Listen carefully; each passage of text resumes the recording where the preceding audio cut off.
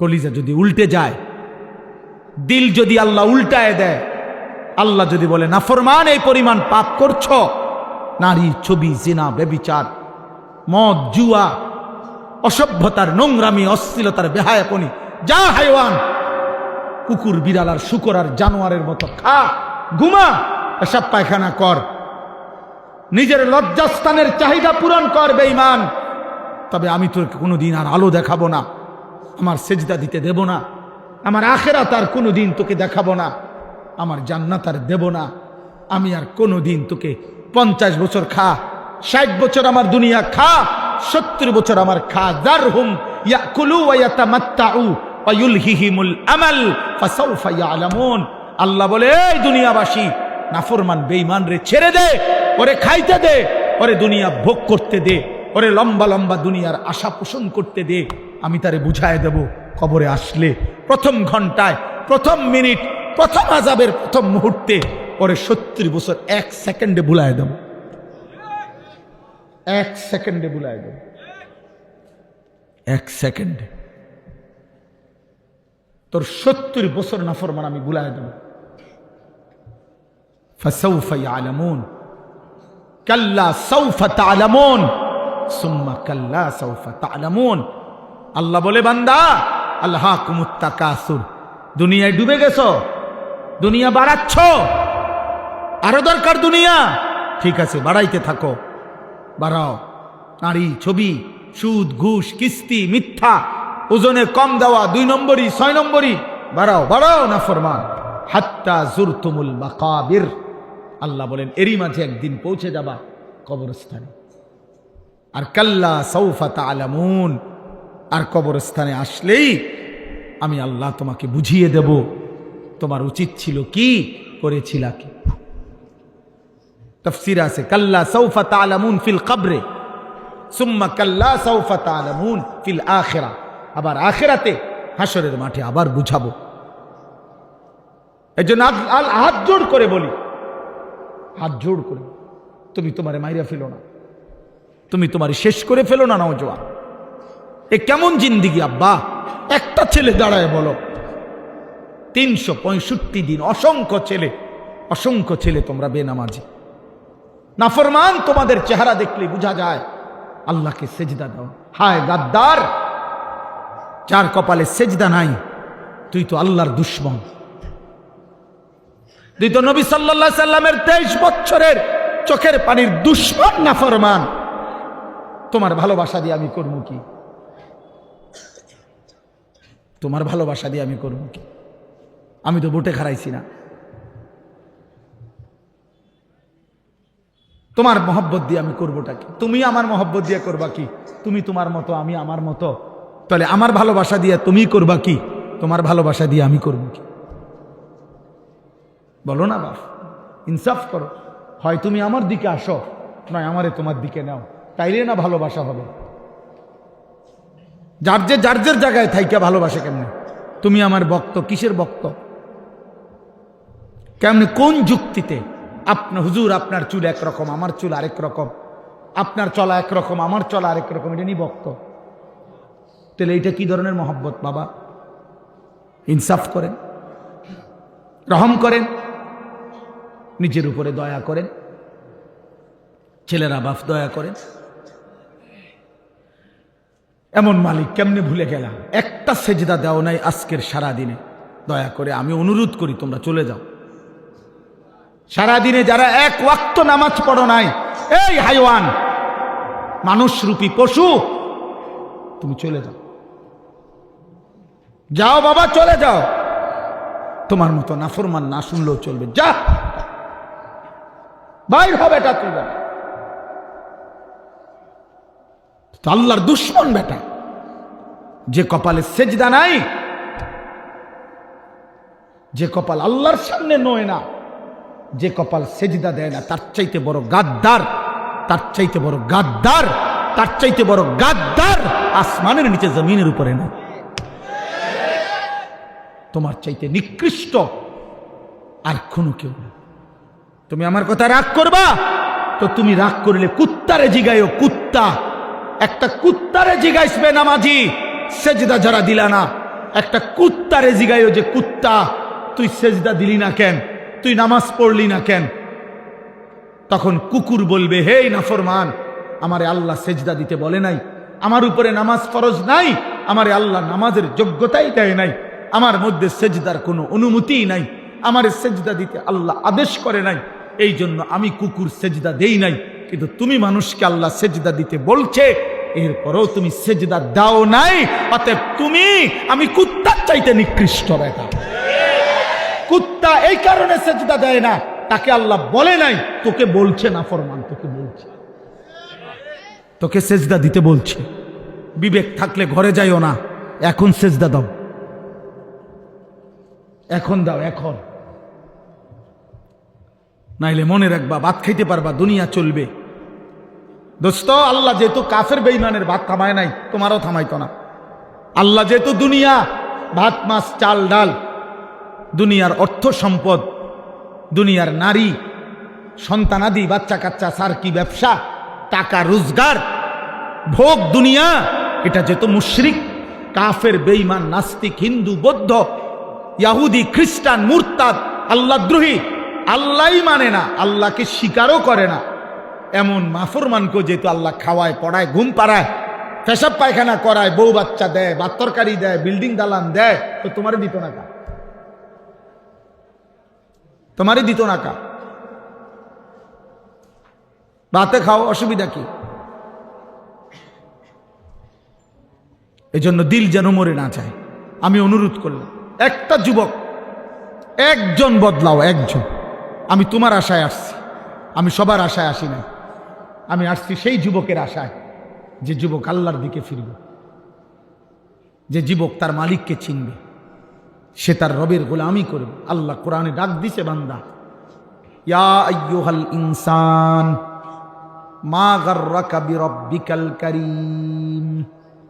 আল্লাহ বলেন, হে মানুষ, আমার মতো দয়ালু মেহেরবান রব 24 ঘন্টা যে আমি তোমাকে লালন পালন করছি। রব কাকে বলে?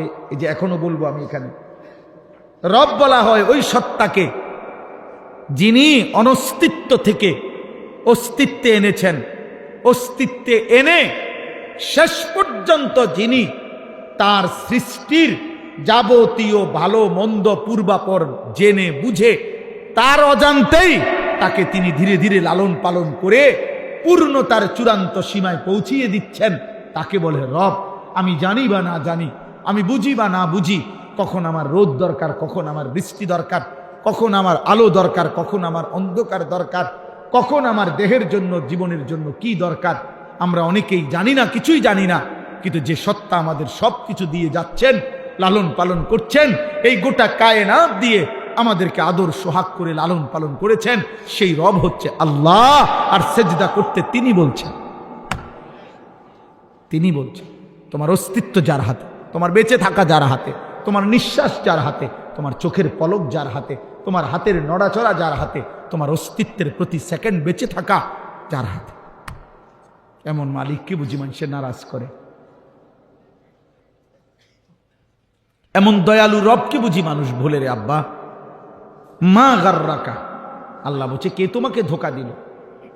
বিরব্বিকাল কারীম, বানাই নাই আমি, কি একটা সূর্য দেই নাই, আমি কি চাঁদ এনে দেই নাই, আমি কি আসমান থেকে অঝোর ধারায় বৃষ্টি নামাই নাই, আমি কি জমিন থেকে তোমার জন্য ফুল ফল ফসল, তোমার খাদ্য খাবার রিজিক উৎপন্ন করি নাই?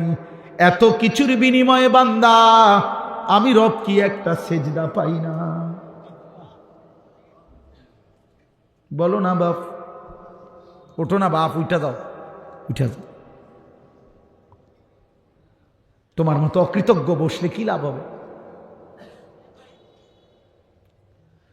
আহা, অগণিত ছেলের চেহারা দেখলে বোঝা যায় নামাজের কোনো ছিটে ফোটা নেই, নামাজের কোনো ছিটে ফোটাও না। কতদিন হয় নামাজ পড়ো না, জানো না? আহ, কি দেখছো এই পর্যন্ত? মোবাইল তোমাকে কি কি দিছে আব্বা? এই নারী নর্তকী, যে পৃথিবীর যত নারী দেখছো, ওই নর্তকীর কাছে কিচ্ছু নাই, ও তো যা ছিল দেখাই দিছে। ওই বেবিচারিণী নারী, ওই বেহায়া নর্তকী যে তোমার এই মোবাইলে তোমার ছবি দেখছ, ওর কাছে তো কিচ্ছু নাই, ও তো যাচ্ছিল বিক্রি করে দিছে।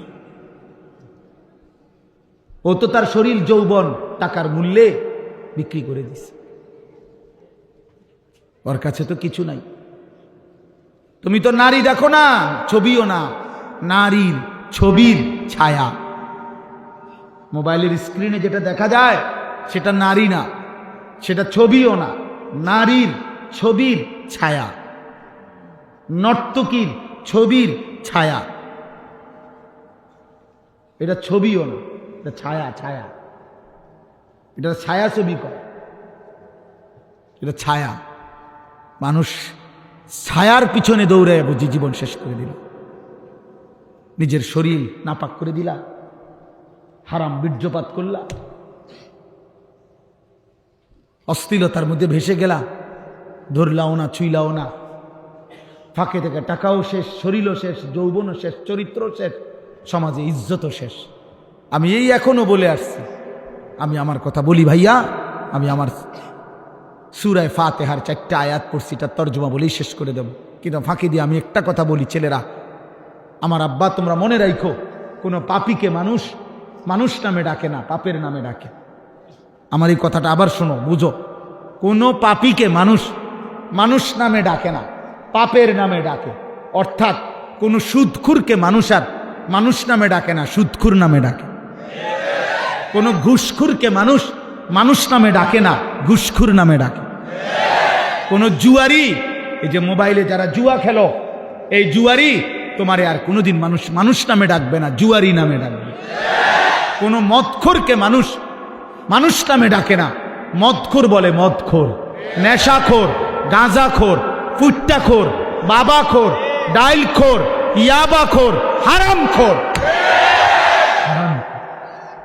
তোকে আর কোনোদিন এই পৃথিবী ইনসান নামে ডাকবে না, বলবে নেশাখোর, বলবে জুয়ারি, বলবে লম্পট, জিনাকার, বেবিচারী, চরিত্রহীন, বেহায়া।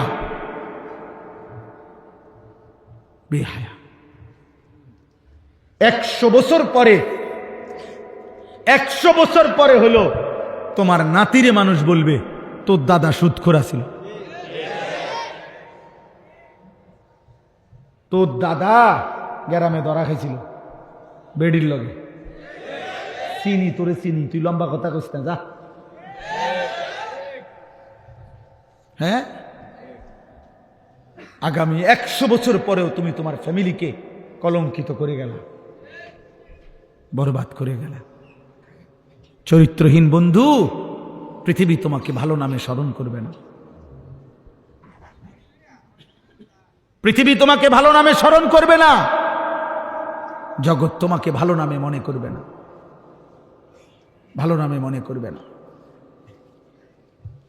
ইমাম শাফিঈ রাহমাতুল্লাহ আলাইহি বলছে, নারীর সাথে হারাম যে কোনো সম্পর্ক, হারাম বিবাহ বহির্ভূত নারীর সাথে এই জিনা, তিনি বলছে এটা ঋণ, কর্জ, ঋণ, ঋণ। প্রিয় যুবক মনে রেখো, এটা ঋণ। তিনি বলছেন এটা হাওলাত, ঋণ, তুমি যেন ঋণ নিলা। অতএব তোমার ফ্যামিলির উনি বলছেন যে হে ইমানদার, মনে রেখো, তুমি যদি বিবাহ বহির্ভূত কোনো হারাম, জিনা কিংবা ব্যভিচার, হারাম কোনো নারীর সাথে সম্পর্ক করো, এই ঋণ তোমাকে তোমার পরিবারের কাউকে আপনজনকে দিয়ে শোধ দিতে হবে। আল্লাহর কসম, এটা ইমাম শাফিঈ বলছে। তুমি যদি তওবা না করো, আল্লাহ যদি মাফ না করে, তো ফ্যামিলির কাউকে দিয়ে এটা শোধ দিতে হবে। এই জন্য আল্লাহ নবী সাল্লাল্লাহু আলাইহি সাল্লাম, এক যুবক যখন নবীজির কাছে বলছিল, ইয়া রাসূলুল্লাহ ইযান লি বিজিনা, আমাকে ব্যভিচার জেনার অনুমতি দেন, নবীজি তাকে 5টা প্রশ্ন করছিল। আফা তুহিব্বুহু লি উম্মিক, আফা তুহিব্বুহু লি ইবনাতিক, আফা তুহিব্বুহু লি উখতিক, আফা তুহিব্বুহু লি আম্মাতিক, আফা তুহিব্বুহু লি খালাতিক। এই 5টা নবী বলছিল, যুবক তুমি কি চাও তোমার মায়ের সাথে কেউ জিনা করুক? যুবক বলছে না। বলছে তোমার মেয়ের সাথে কেউ জিনা করুক? যুবক বলছে না। তোমার বোনের সাথে কেউ জিনা করুক? যুবক বলছে না। তোমার ফুফুর সাথে কেউ জিনা করুক?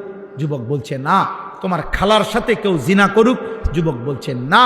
আল্লাহর নবী বললেন ওয়ালান নাসু ইউহিব্বুনাহুম লিউম্মাহাতিহিম ওয়া আখাওয়াতিহিম ওয়া বানাতিহিম ওয়া আম্মাতিহিম ওয়া খালাতিহিম। তাহলে যুবক মনে রেখো, পৃথিবীর কোনো মানুষও চায় না তার মায়ের সাথে কেউ জিনা করুক, তার বোনের সাথে কেউ জিনা করুক, তার মেয়ের সাথে কেউ জিনা করুক, তার ফুফুর সাথে কেউ জিনা করুক, তার খালার সাথে কেউ জিনা করুক।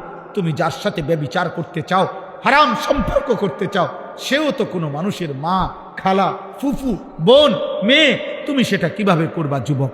আল্লাহর কসম, ওই যুবক বলছে ইয়া রাসূলুল্লাহ, আমি কসম করলাম এমন ঘৃণ্য জঘন্য কাজ আমি আর কোনো দিন করব না, আপনি আমার জন্য দোয়া করে দেন।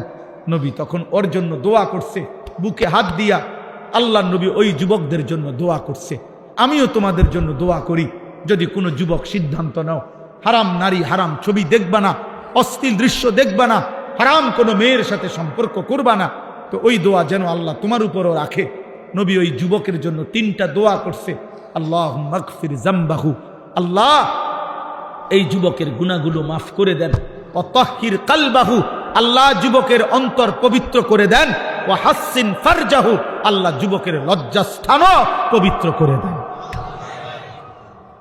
তোমরাও দিল থেকে নিয়ত করো, আগামীর পৃথিবী তোমাদের অপেক্ষা করছে। দোস্ত, তোমরা তোমাদের পৃথিবী কষ্টের বানাইও না। যুবক ভাই, তোমার দাদা তোমার আগে চলে যাবে কবরে, আশা করা যায় তোমার বাপ তোমার আগে কবরে চলে যাবে, আশা করা যায় তোমার মা তোমার আগে কবরে চলে যাবে। কিন্তু তোমরা যারা, আমার একটা কথা তোমরা শোনো, এখানে যারা দাঁড়াইছো ভাই, তোমরা তাকায় দেখো চারিদিকে, তোমরা 30 বছরের নিচে যাদের বয়স, 30-এর নিচে, তোমরা হাত তোলো তো। 30 বছরের নিচে যাদের বয়স, হাত উঠা। দেখেন দেখেন কি পরিমাণ, দেখছেন? মাশাআল্লাহ, হাত নামা। এখন আমার প্রশ্ন হলো, এই যে 30 বছরের নিচে কিশোর যুবক, তোমরা বলো ভাই ইনসাফ করে, এখানে যারা আমরা জমা হইলাম তারা সারা বাংলাদেশের? কথা বলে না। এরা উত্তরবঙ্গের, এরা পার্বত্য চট্টগ্রামের, এরা খুলনা বরিশালের, এখানকার সর্বোচ্চ 20 কিলোমিটার ধরলাম, 30 কিলোমিটার ধরি, 30 কিলোমিটার জায়গার আশেপাশের সন্তান তোমরা, এই না? আমার কথা হলো, তুমি একটা ছেলে ভাবো যে 30 কিলোমিটার দূরত্বের এতটুকু জায়গার মধ্যে যদি এতগুলো ছেলের মধ্যে নামাজের চিহ্ন, ঈমান আমলের চিহ্ন কোথায়? তাহলে একটি এলাকার যদি 30 কিলোমিটার এলাকার মুসলমানের কিশোর যুবকের চরিত্র, আখলাক যদি এই পরিমাণ হয়, তাহলে ইসলাম টিকবে কেমনে? আগামী দিনে আমরা সুখ পাবো কিভাবে?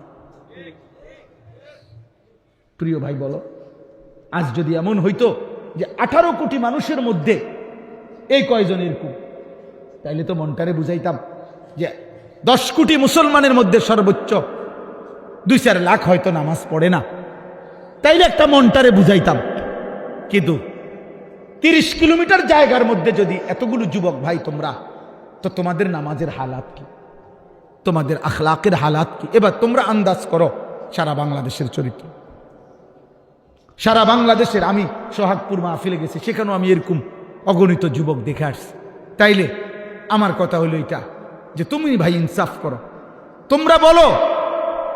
খোদার কসম, নবীজি বলছে লা ইয়াকুনু ফি উম্মতি খাসফুন ওয়া কাসফুন ওয়া মাসখুন, তিরমিজি শরীফের হাদিস।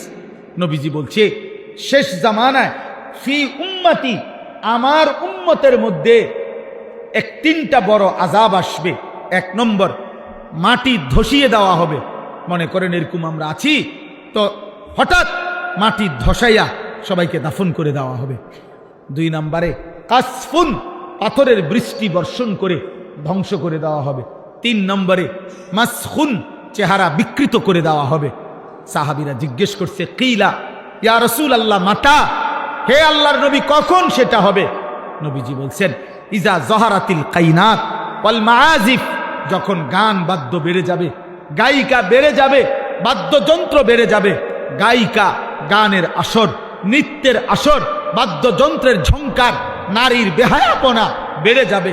ওয়াস্তাহাল্লাতিল খামরা, এবং মানুষ হালাল পানির মতো মদ পান করতে থাকবে। খোদার কসম, নবী বলছে তখন বহু মানুষকে ভূমি ধসিয়ে দেওয়া হবে, পাথরের বৃষ্টি বর্ষণ হবে। অথবা চেহারা বিকৃত করা হবে। আমার যুবক ভাই, সারা দিনে আমি কেন চিল্লাই? আমার এই চিৎকার আহাজারির মূল কারণ এইটা দোস্ত। আমি 21 বছর হয় ওয়াজ করি, 21 বছর আলহামদুলিল্লাহ আল্লাহর দয়ায় আমি 21 বছর ধরে যুবকের জন্য বলি নাই, আমি সবার জন্যই বলতাম। আগে বিভিন্ন বিষয় নিয়েই বয়ান করতাম। আমি বুঝি না, আমি জানি না আমার মালিক কেন আমারে বলাইছে। কিশোর নওজোয়ানের জন্য আমি বলি কেন, এও আমি জানি না।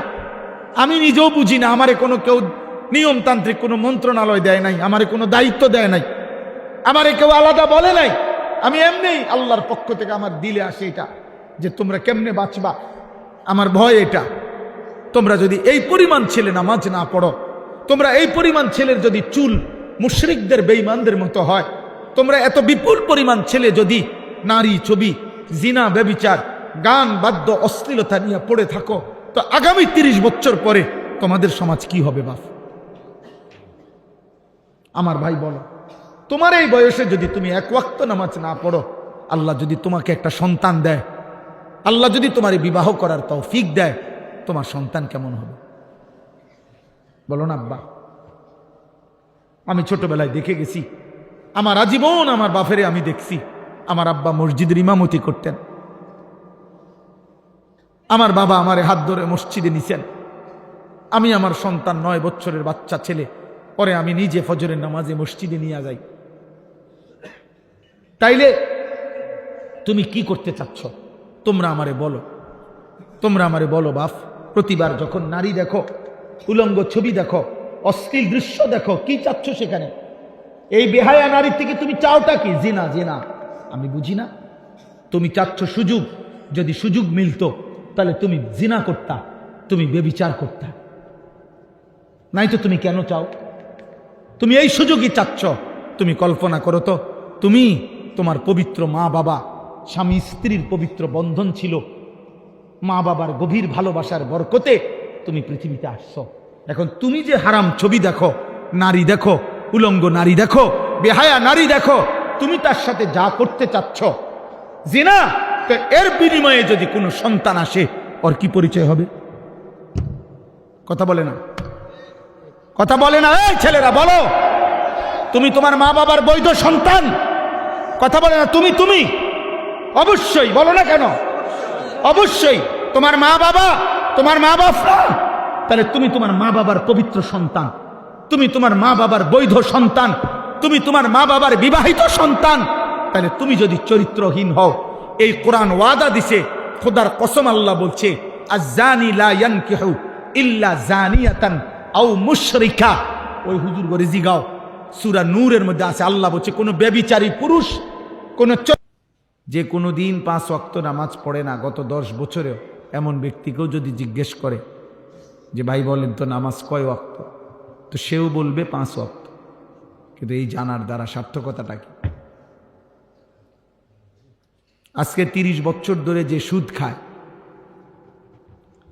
এমন একজন সুদখোর ব্যক্তিকেও যদি জিজ্ঞেস করেন যে ভাই বলেন সুদ খাওয়া কি, সেও বলবে সুদ খাওয়া হারাম। কিন্তু তার এই জানার দ্বারা ফায়দাটা কি?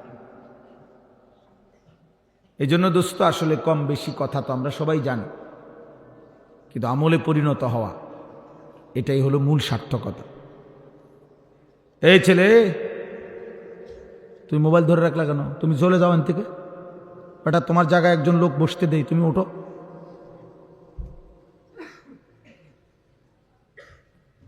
কত মানুষ দাঁড়ায় রয়েছে, তোমার জায়গাতে একজন বসুক। তাইলে এই জন্য আমলে পরিণত হওয়া, এলেম তখনই এলেম হয় যখন তা আমলে পরিণত হয়, যখন তা বাস্তবায়ন হয়। মুফতি শফি রহমতুল্লাহ আলাই বলছেন, এলেম তখনই এলেম হয় যখন তা আমলে পরিণত হয়, আর নয়তো সেটা মালুমাত, অর্থাৎ এমনি জানে আর কি।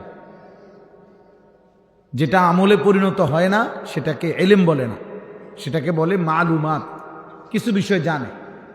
এরকম জেনারেল শিক্ষিতরাও ইসলাম সম্পর্কে, ধর্মকর্ম সম্পর্কে অনেক কথাই জানে, কিন্তু সেটা এলেম না যদি তা আমলে পরিণত না হয়। এই জন্য হাদিসের মধ্যে আছে কথা, আল্লাহ নবী সাল্লাল্লাহু আলাইহি ওয়াসাল্লাম স্পষ্ট বলছেন, কিয়ামতের দিন আল্লাহ তাআলা প্রত্যেকটা মানুষকে 5টা মোটা প্রশ্ন করবেন, মৌলিক। এই 5টা প্রশ্নের 5ম নাম্বার প্রশ্ন হলো ওয়ামাদা আমিলা ফিমা আলিমা। আল্লাহ তাআলা জানতে চাইবেন, বান্দা যেই এলেমগুলো, কোরআন সুন্নাহর যে কথাগুলো তোমার অর্জন হয়েছিল, শুনছিলা, পড়ছিলা, সেই অনুযায়ী কি পরিমাণ আমল করেছ সেটা বল, তোমার আমল বুঝায় দাও। তাহলে কর্মে পরিণত করা, বাস্তবে পরিণত করা, এটা জরুরি। ওই যে ওইখানে একটা ছেলে, এই অসভ্য কোথাকার, বেয়াদব বেটা, ওঠ বেটা, ফালতু কোথাকার বেটা।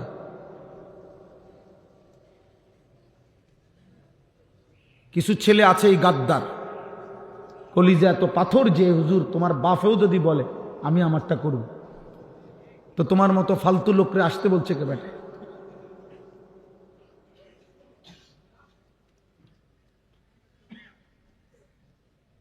কলিজা শক্ত বানায়ও না বাপ, এমন পাষাণ হয়েও না যে পাষাণ দিলে কিছুই ঢোকে না, এটা লানত।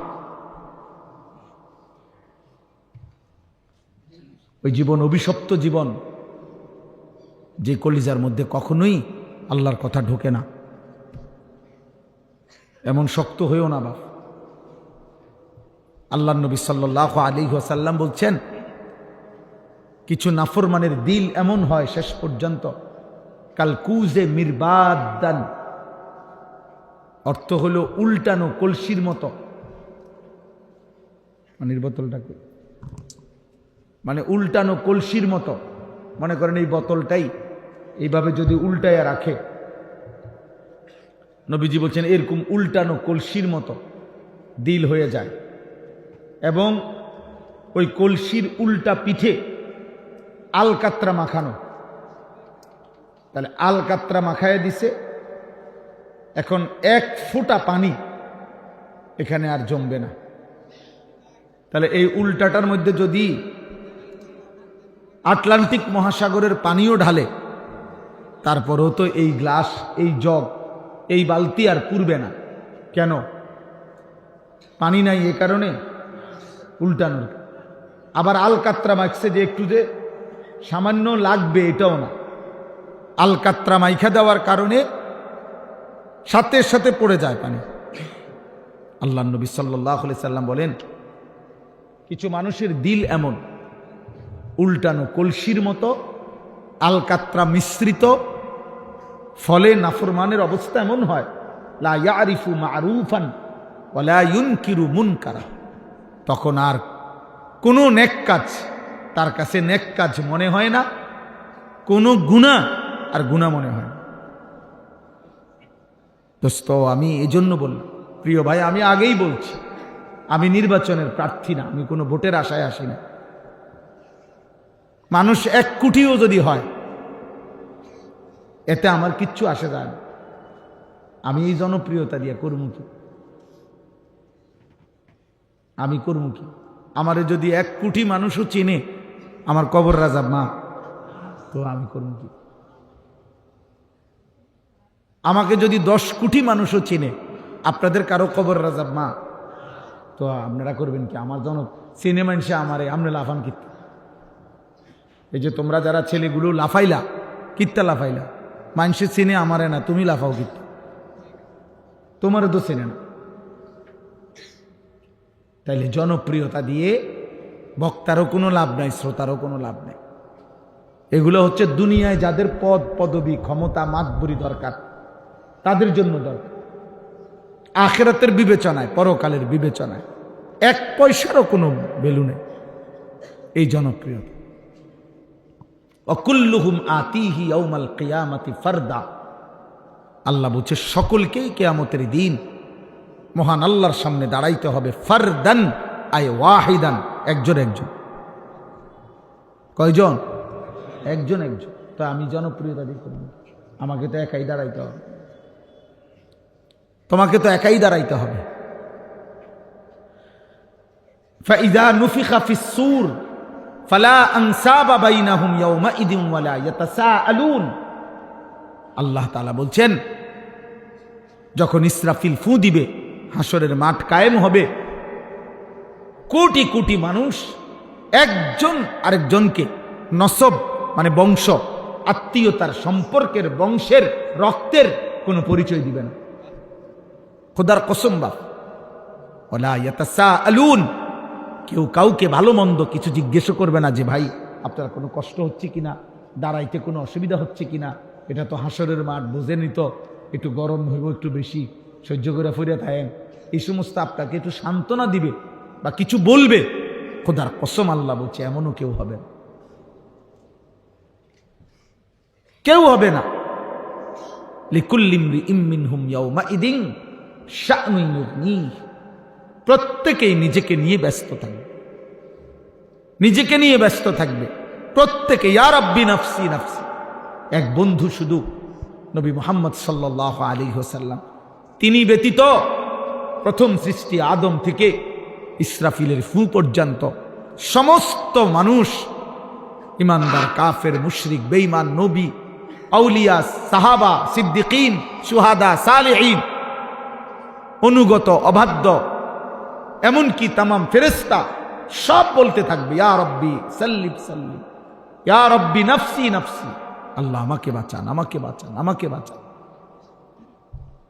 তাইলে বন্ধু, প্রিয় ভাই, আমি 21 বছর আগে, 20 বছর আগে, 15 বছর আগে 4 জন মানুষের সামনে ওয়াজ করছি, 10 জন মানুষ। আমি সেদিন এক মাহফিলে গেছি, মাহফিলওয়ালা মাহফিলের মাইকে ঘোষণা দিছে, কয় যে হুজুর আমি 5 বছর আগে এই মাঠে আপনি ওয়াজ করছেন, আমার হিসাব করা গুনাহ আছে, ঠিক গুনাহ 70 জন মানুষ, কাজ দেখছি হাজার হাজার মানুষ। খালাস, এতে হামরি কিচ্ছু আসে যায় না, এতে কোনো কিছুই না। লোক হইছে তো লোক হইলে কি হইছে, হ্যাঁ লোক হইছে আর কি, তো এরপরে মনে করেন আমরা বললাম সবাই যে না লোক হইছে, তো লোক হইছে আর কি, হ্যাঁ তো এরপরে কি হইছে, কথা কন না, এরপরে কি হইছে, হ্যাঁ তাহলে লোক হইছে আর কি, তারপরে কি হইছে কন, মানে এরপরে কি লোক হইছে, সবার ব্যস্ত ঠিক হয়ে গেছে নাকি, তাহলে এটা দিয়ে করবো কি? অতএব দোস্ত, আখিরাতের বিবেচনায় এই জনপ্রিয়তার কোনো মূল্য নেই, বরং ঈমান, আমল, সেজদা, তাকওয়া, গুনাহমুক্ত জীবন, এর মধ্যে আমারও মুক্তি, শ্রোতারও মুক্তি। সেজদা দিলে আমারও লাভ, আপনাদেরও লাভ। আল্লাহ তাআলার এক এক হুকুম মানলে আমারও লাভ, আপনাদেরও লাভ। একটা একটা গুনাহ ছেড়ে দিলে আমারও লাভ, আপনাদেরও লাভ। আর নাই তো কোনো হদিস নাই, আর নাই তো কোনো পাত্তা। এই জন্য প্রিয় নওজোয়ান, কিশোর ভাই, যুবক ভাই, মহব্বত করে আসছো, আমি বুঝি, কষ্ট করছো তোমরা, অনেকক্ষণ অপেক্ষা করে আছো। বুজুর্গানে দিন কথা বলছেন, আমার ওস্তাদে মোহতারামরা কথা বলছেন। আমি দারুল আরকামের ছাত্র, আমি আজকেও আসরের আগে আইসে দারুল আরকাম ঘুমাইছি, আসরের নামাজ পড়ছি, মাগরিবের আগ পর্যন্ত ছিলাম মাদ্রাসা, আসরের পরে ছাত্র ভাইদের সাথে দোয়া করছি। তো বলার উদ্দেশ্য হইল, আমি যে কথাটা বললাম যে ভাইয়া কলিজা পাথর বানায় না, এমন দিল যেন না হয় যে দিলে আর নেক কথা ঢোকে না, যেই দিলে আর গুনাহকে গুনাহ মনে হয়। 30 বছর ধরে যে মুসলমান, আমি প্রায় দিন বলি, সুদ খায়, আহা এই মুসলমান কি কোনোদিন মনে পড়বে না এটা হারাম? আজকে 40 বছর ধরে যে চাচা বিড়ি সিগারেট খায়, ওনার কি কোনোদিন মনে পড়বে না এটা গুনাহ? প্রতিদিন যার ঘরে টেলিভিশনে নাচ গান, রঙিন সিনেমা, নর্তকীর ছবি, নাটক, সিনেমা চলে, আহা এই ঘরওয়ালারা কি কোনোদিনও ভাববে না যে এটা গুনাহ? এক মুসলমানের ঘরে গুনাহ চলবে টানা 40 বছর, এক মুমিনের ঘরে গুনাহ চলবে টানা 30 বছর। বলো ভাইয়া, ইনসাফ করো। 365 দিনে খোদার এক বছরে একটা বছর পার হয়ে গেল, তুমি কোনোদিন ফজরের নামাজ পড়লা না, এটা মুসলমান? এটা মুসলমান তোমার ইনসাফে বলে? 365 দিনে একদিনও ফজরের নামাজ পড়তা না? কোনোদিনও না, কোনোদিনও না। কেউ তোমারে জাগাইলো না? একদিনও কি মনে পড়লো না তোমার একজন আল্লাহ আছে? একদিনও মনে পড়লো না তোমার একজন নবী আছে? আস্তাগফিরুল্লাহ। এমন ভোলা আল্লাহকে কেমনে ভুললা? এমন ভোলা আল্লাহকে কেমনে ভুললা? এমন মালিক কেমনে ভুলে গেলা? এমন রব কেমনে ভুলে গেলা? এজন্য ভাইয়া এটা চিন্তা করো। হয় এই ধাক্কা ধাক্কি ঠেলা ঠেলি আমার এটা কষ্ট হয়।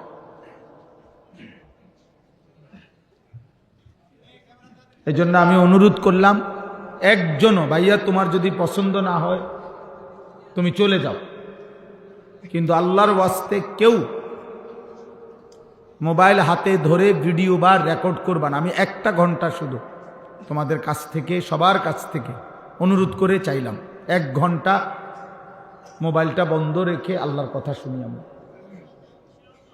কোরআনুল কারীমে আল্লাহ তাআলা এটা আমাদের জন্য আদেশ করেছেন যে ফাসতামিউ লাহু ওয়া আনসিতু, আমার কথা তোমরা মনোযোগ দিয়ে শোনো এবং চুপ থাকো।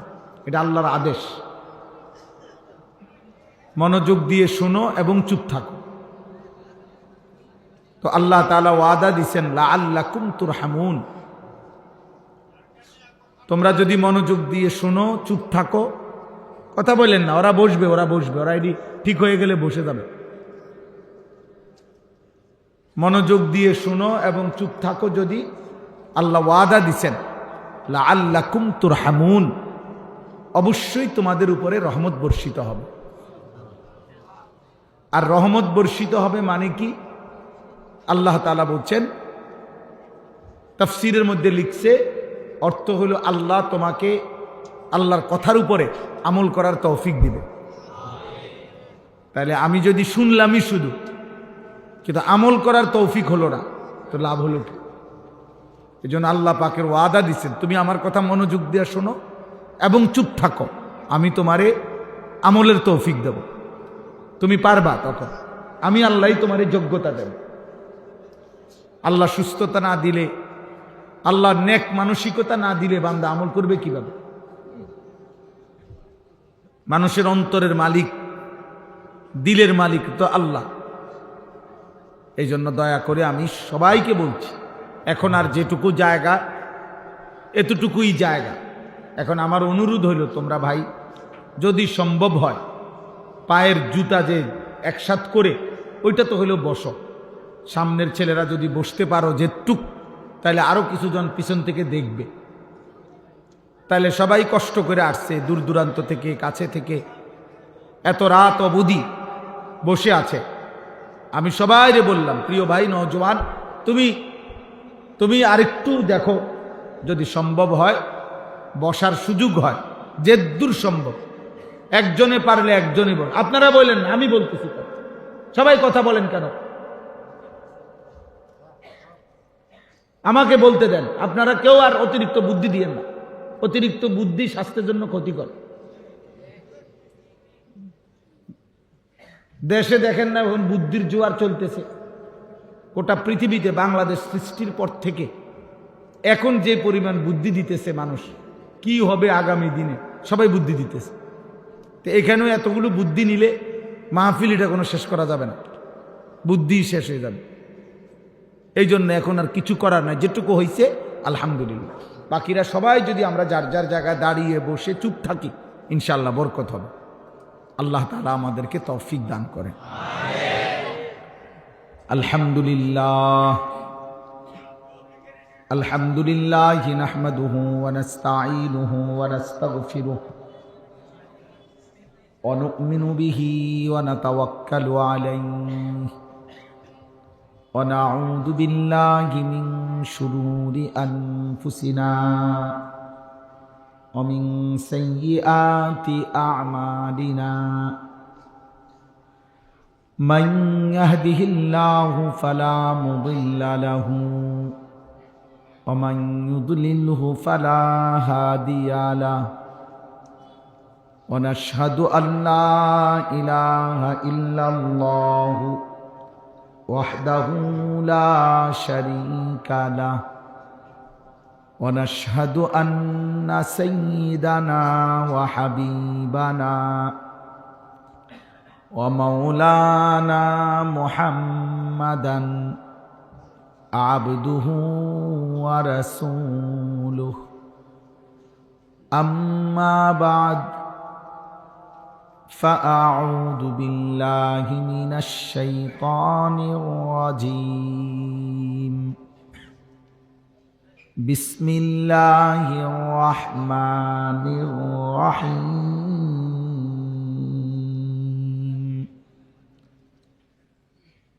الحمد لله رب العالمين الرحمن الرحيم مالك يوم الدين إياك نعبد وإياك نستعين صدق الله مولانا العظيم وقال نبينا صلى الله عليه وسلم خيركم من تعلم القرآن وعلمه اللهم صل على محمد وعلى آل محمد كما صليت على إبراهيم وعلى آل إبراهيم إنك حميد مجيد اللهم بارك على محمد وعلى آل محمد كما باركت على إبراهيم وعلى آل إبراهيم إنك حميد مجيد سبحانك لا علم لنا إلا ما علمتنا إنك أنت العليم الحكيم الحمد لله আল্লাহ পাক রব্বুল ইজ্জত জুল জালাল ওয়াল ইকরামের ফজল কারাম রব্বুল আলামিনের অপরিসীম ইহসান মেহেরবানি দয়া আল্লাহ তাআলা আমাদেরকে আজ 16 নভেম্বর 2025 রোজ রবিবার বিবারিয়া সদর ঐতিহ্যবাহী জামিয়া রহিমিয়া কাসিমুল উলুম তেলিনগর মাদ্রাসার বার্ষিক সভা ও হাফেজ ছাত্রদের পাগড়ি প্রদান উপলক্ষে 2 দিন ব্যাপী আজকের এই মোতাবাররাক ইসলামী সম্মেলন মহাসম্মেলনের প্রথম দিন আল্লাহ তাআলা আমাদেরকে আসবার বসবার আল্লাহর জন্যই জমা হওয়ার তৌফিক দান করেছেন আলহামদুলিল্লাহ মুআজ্জাজ মোহতারাম হাজিরিন আসলে আমি আবারও বললাম আমরা যদি প্রত্যেকে এই 2 দিন ব্যাপী মাহফিলে বিশেষ করে আমাদের এই শীতকালীন মৌসুমে আলহামদুলিল্লাহ ব্যাপকভাবে মাহফিল হয় আমাদের প্রত্যেকের উচিত আল্লাহর কথাইগুলো অত্যন্ত মনোযোগ দিয়ে শোনা আন্তরিকতা নিয়ে শোনা এই আন্তরিকতার বরকতে আল্লাহ আমলের তৌফিক দিবে এটা আল্লাহর ওয়াদা